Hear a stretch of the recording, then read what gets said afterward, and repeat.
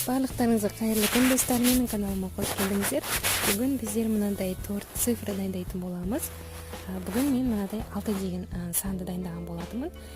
Соңына дейін видеоны бірге қарап, лайк басып және де комментарий жазып отырыңыздар. Өте оңай дайындалатын торттың бірі және де жұмсақ болып шығады. Алдын ала біздер ол үшін жұмыртқамызды және де сигерімізді арнайы осындай шұңғыл ыдысқа салып, жақсылап тұрып араластыратын боламыз.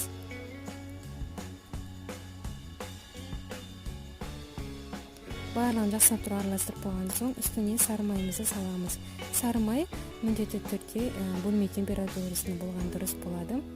Барлығын жақсылап тұрып араластырамыз. Араластырып болған соң үстіне балды қосамыз.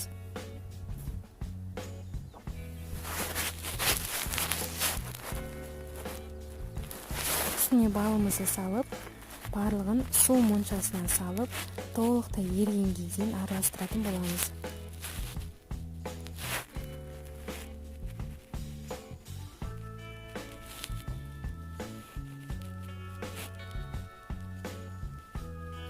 Міне мен су моншасына қойдым.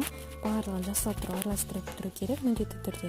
Осындай ерігенге дейін араластырамыз.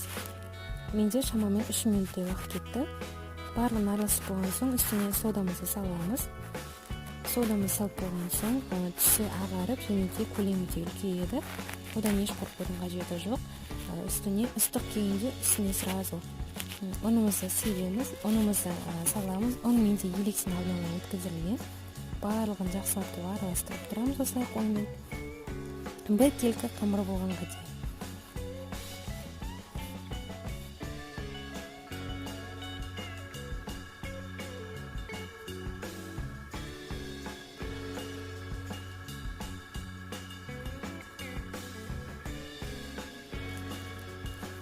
Барлығы араластырып болған соң үстіне пищевая пленканы болсын, не болса да салафан болсын салып қойып, осылай холодильник тоңазытқышқа 3 сағатқа салып қоясыздар. 3 сағатта шығып болған соң осындай рулеттің формасындай қылып салып қойып, барлық өзіңіздің қалаған бөлшектерге бөліп қоюыңызға болады.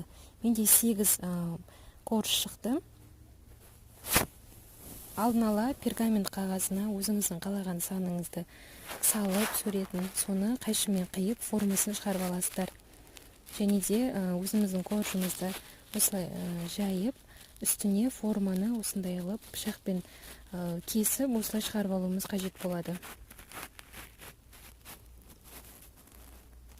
Қажет керек емес корждардың қалдықтарынан да өте керемет печенье болсын, немесе әдемілік үшін жүрек, дөңгелек, тағы басқа нәрселерді жасауға болады. 180 немесе 200 градуста 5 минутта пісіріп аламыз. Каждый коржды 5 минут уақыт кетеді. 5 минутта пісіріп аласыздар. Енді біздер кремін дайындаймыз. Крем дайындау үшін мен 33% клейгейді осылай миксермен араластырып отырып, көпіріктенге дейін араластырдым. Оның үстіне көпірігі шығып, көлемі ұлғайғанға дейін, көбейгенге дейін осылай етіп араластырамыз және де қант ұнтағын салып, жақсылап тұрып араластыратын боламыз. Қант ұнтағын араластырып болған соң үстіне сүзбелі ірімшігімізді салып, тағы да жақсылап тұрып араластырамыз, формасын ұстап тұратын крем болғанға дейін. Ондай қатты көп араластырудың да қажеті жоқ. Міндетті түрде шамалы скоростен орташа және де үлкенге дейін жайлап қана араластырып отырасыздар.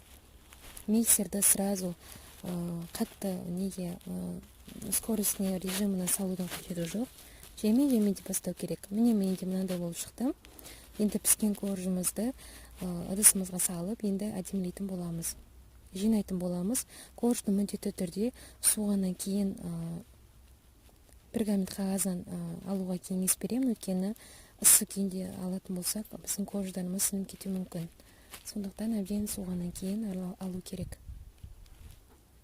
Осындай шұңғыл ыдысқа кондитерлік мешокты салып, оның алдына мен ұлытпайға арналған насадканы салған болатынмын. Осылай салып, дайындап қоямыз. Шұңғыл ыдыс міндетті түрде болу керек, өйткені шұңғыл ыдысқа кремді салу ыңғайлы. Сондықтан мен осындай шұңғыл ыдысқа салып, дайындап қойған болатынмын. Енді үстіне кремімізді саламыз.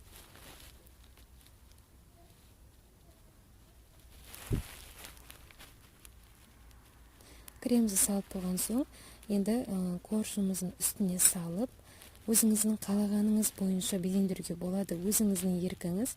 Мен мынандай қылып жасаймын. Ең шетінен бастап, осылай етіп кремдерімізді салып шығамыз. Корж осы салған кезде корж қатты болуы мүмкін, бірақ еш қорқудың қажеті жоқ. Біздің корждарымыз жұмсарады.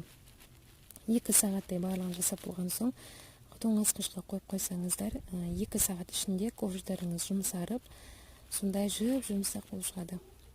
Міне мен торттың барлығын жинап болдым. Енді әдемілейтін боламыз. Корждың қалдықтары қалғанынан мен осындай 6 дөңгелек печенье сияқты байқап отырған боларсыздар. Осындай нәрселерді жасап қойдым. Өте тоже дәмді шықты. Және де әдемілік ретінде осындай қант ұнтағын себуге де болады. Барлығы өзіңіздің қалауыңыз бойынша. Торт өте жеңіл дайындалады, өте оңай дайындалады. Туған күнге де керемет сыйлық, үй ішімізді де қуантуға кеңес беремін. Өте күшті торттың бірі десем болады. Видеоны толықтай қарап, соңына дейін қарасаңыздар, міндетті түрде лайк басып, подписаться етіп, және де комментарий жазып отырыңыздар.